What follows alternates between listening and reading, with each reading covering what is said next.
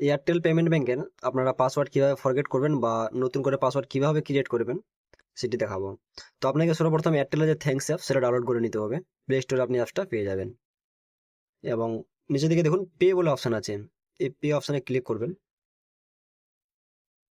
এই পে অপশনে ক্লিক করে এখানে অনেকগুলো আপনার অপশন চলে আসবে। এখানে দেখুন চেক ব্যালেন্স যে অপশনটা আছে এই অপশনে আপনি ক্লিক করবেন। এখান থেকে আপনি ব্যালেন্স চেক করতে পারবেন। চেক ব্যালেন্সে ক্লিক করবেন। যদি আপনার পাসওয়ার্ডটি মনে থাকে তাহলে আপনি এখানে পাসওয়ার্ড দিয়ে দেবেন। দেখেন ইনভ্যালিড। তো পাসওয়ার্ড ভুলে গেলে আপনি এখান থেকে ফরগেট পাসওয়ার্ড ক্লিক করবেন।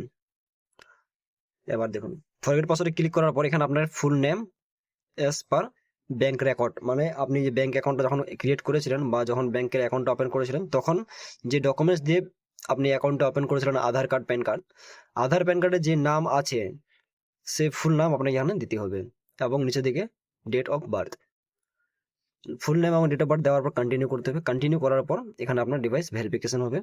ভেরিফিকেশন হয়ে আপনাকে নতুন ওটিপি আসবে এবং ওটিপি দেওয়ার পর নতুন পাসওয়ার্ড সেট করার জন্য অপশন দিয়ে দিবেন। তো আপনারা এইভাবেই পাসওয়ার্ডটি সেট করে নিতে পারবেন। এবং আরেকটি অপশন আছে, আপনাদের হয়তো ব্যাংক রেকর্ড যদি ম্যাচ না করে বা যদি কোনো সমস্যা হয়ে থাকে তাহলে আপনাদেরকে নিয়ারেস্ট আপনাদের যে এয়ারটেল পেমেন্ট ব্যাংকের সিএসপি আছে, তো সিএসপি থেকে আপনাকে কন্ট্যাক্ট করতে হবে। তাদের কাছে অপশন থাকে পাসওয়ার্ড রিসেট।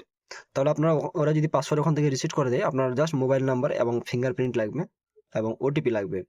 যদি ওখান থেকে আপনার পাসওয়ার্ডটি রিসেট হয়ে যায় তাহলে আপনাকে ওটিপির মাধ্যমে বা এসএমএস এর মাধ্যমে পাসওয়ার্ড দিয়ে দিবে ব্যাংকের মাধ্যম থেকে।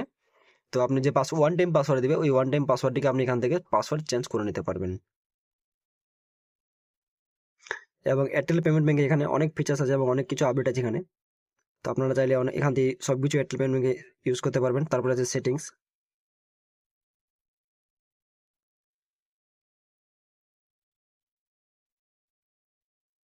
এখানে সেটিংস থেকে অনেক কোনো অপশন পেয়ে যাবেন। এখানে যেমনি ইউপিআই অটোপে অপশন আছে।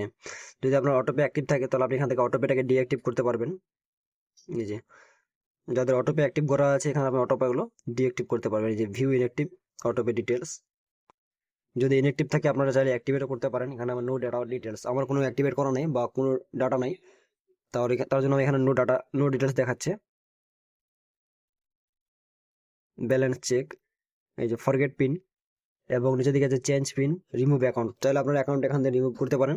এবং যদি আপনাদের পিন নাম্বারটা চলে আসে এসএমএস এর মাধ্যমে তাহলে এখানে আপনার চেঞ্জ পিন অপশনে ঢুকে করতে পারবেন।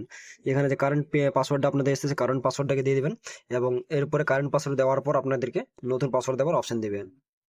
এই যে কারেন্ট পাসওয়ার্ড দেওয়ার পর আপনাকে এখানে ক্রিয়েট নিউ পিন এমপিন এবং তারপরে কনফার্ম এমপিন, আপনারা যেখানে যে এমপিনটি দিবেন সেম এমপিন আপনাদেরকে নিচে থেকে দিতে হবে। তাহলে আপনারা যে নতুন পিনটি সেট করতে চান সেই পিনটা আপনাদের এখান থেকে সেট হয়ে যাবে। অবশ্যই আপনাদেরকে 4 ডিজিট এমপিন সেট করতে হবে। তো ভিডিওটি এতদূর পর্যন্তই ছিল। এরকম ভিডিও পাওয়ার জন্য চ্যানেলটিকে অবশ্যই সাবস্ক্রাইব করে পাশে থাকবেন এরকম ইনফরমেশন পাওয়ার জন্য। ধন্যবাদ।